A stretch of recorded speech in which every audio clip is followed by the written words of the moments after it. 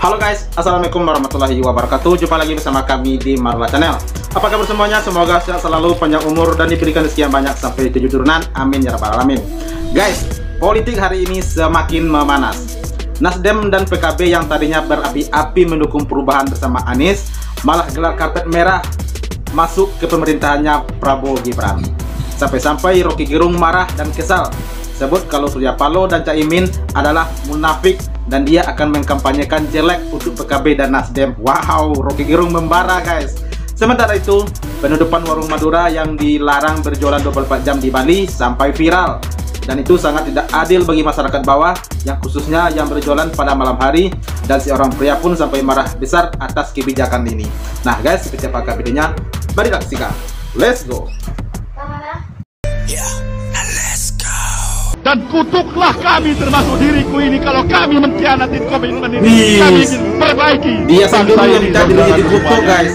Aku ingin lihat Indonesia yang lebih baik.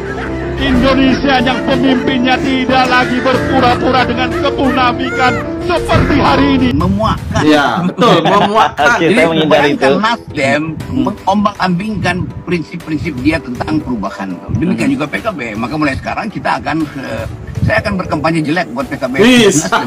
Wah, Prabowo udah jujur bahwa kami ingin melanjutkan. Ini mulai memanas ini guys. Dengan Jokowi bergerombol istilah Prabowo.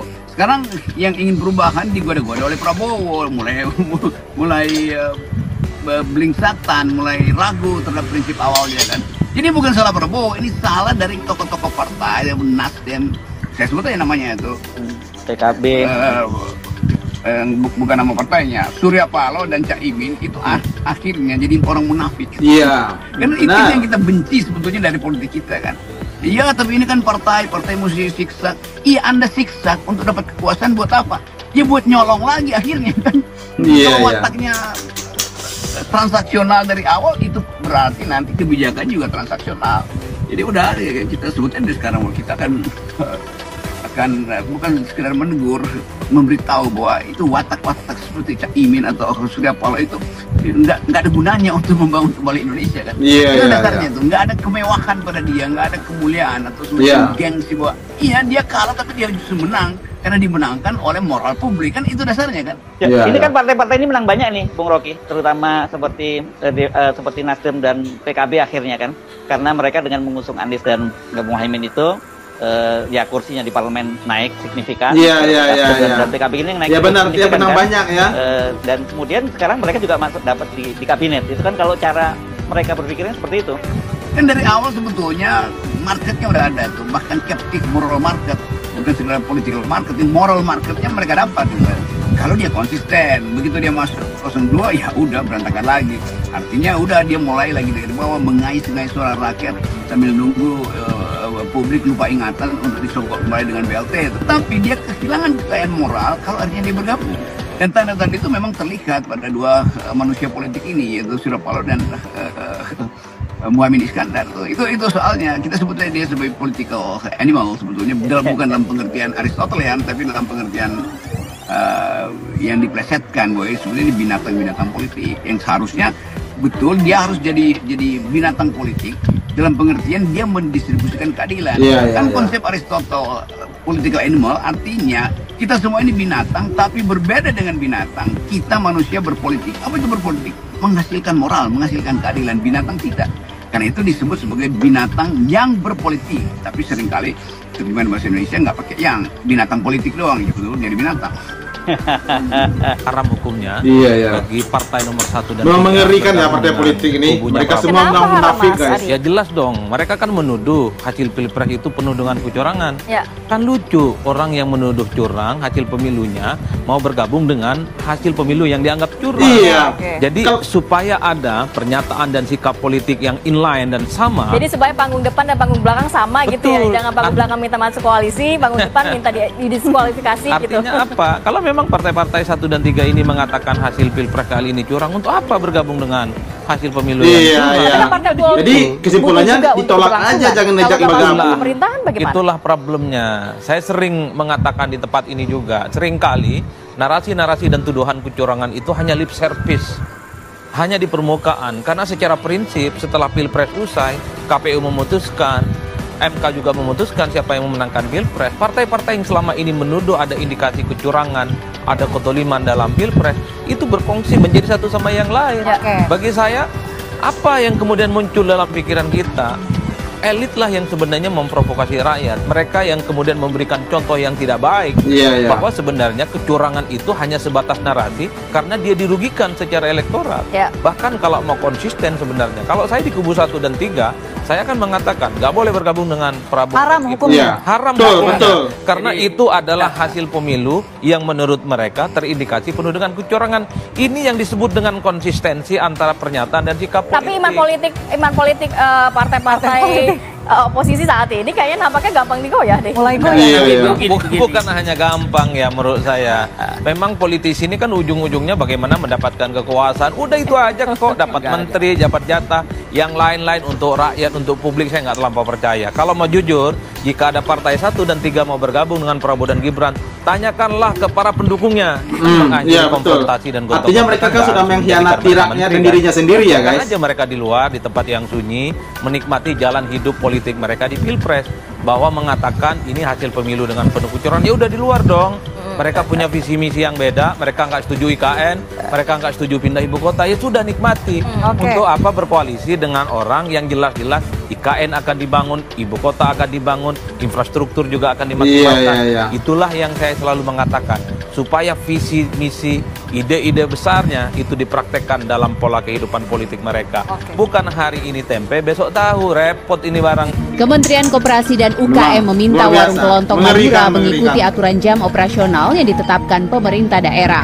Hal ini disampaikan Arif Rahman Hakim, Sekretaris Kementerian Koperasi dan UKM, meski ia enggan berkomentar terkait persaingan antara minimarket dengan warung kelontong Madura. Sebelumnya, warung Madura di Denpasar dan Klungkung, Bali menjadi sorotan karena buka 24 jam.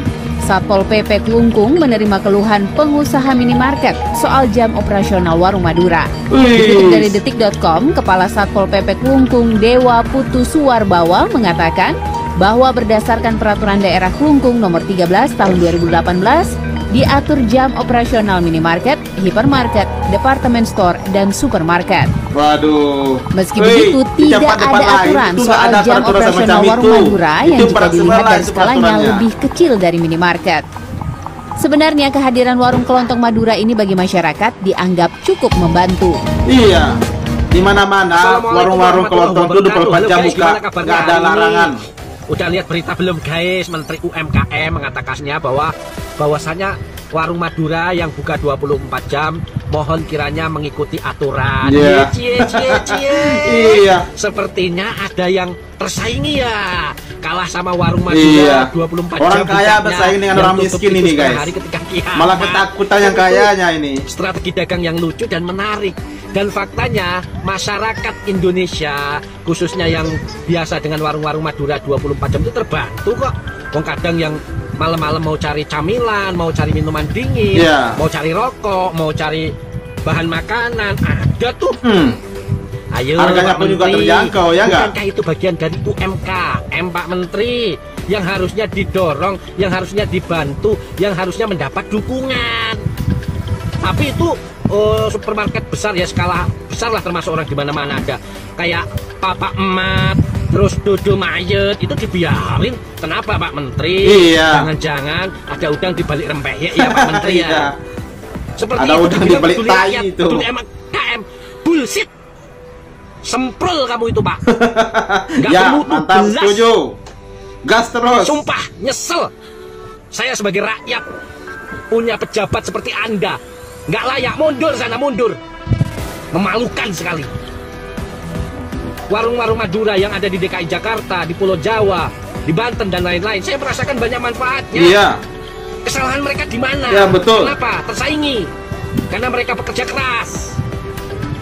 Selama ini apa yang dirugikan dari warung Madura yang buka 24 jam? Apa? Iya, betul. Setuju. Masalah keamanan. Banyak itu. Supermarket besar yang dirampok juga banyak, toh masih buka aja. Iya. Mereka sudah siap kok dengan konsekuensi resikonya apapun yang terjadi. Karena prinsip mereka itu berdagang, mencari rezeki itu bagian dari ibadah itu loh. Iya, iya. Menteri kok on. Apa? Nggak terima? Oke, mantap, luar biasa. Benar ya, itu di mana-mana. Itu warung kelontong 24 jam itu dibebaskan saja. Yang penting barang-barangnya itu higienis dan juga tidak kadaluarsa. Ini malah dilarang buka 24 jam. Tuh konsepnya gimana? Masa kalah saing sama minimarket, kalah saing dengan warung kecil kan nggak mungkin ya. Itu artinya secara perlahan-lahan mereka itu membunuh usaha-usaha mikro yang seperti itu, dan itu tidak bagus ya. Nah guys, gimana pendapatnya, tolong sampaikan di kolom komentar. Dan apalagi tentang partai politik tadi yang tadinya seperti Nasdem dan PKB telah gembor-gembor dukung Anies demi perubahan begitu ya. Tahu-taunya kini sekarang mereka bergabung ke apa itu pemerintahnya Pak Prabowo Gibran. Nah itu kan betul kata Buruki, mereka itu orang-orang yang sangat munafik. Guys, gimana pendapatnya? Tolong sampaikan di kolom komentar, dan sampai jumpa lagi di video berikutnya. Terima kasih. Thanks for watching.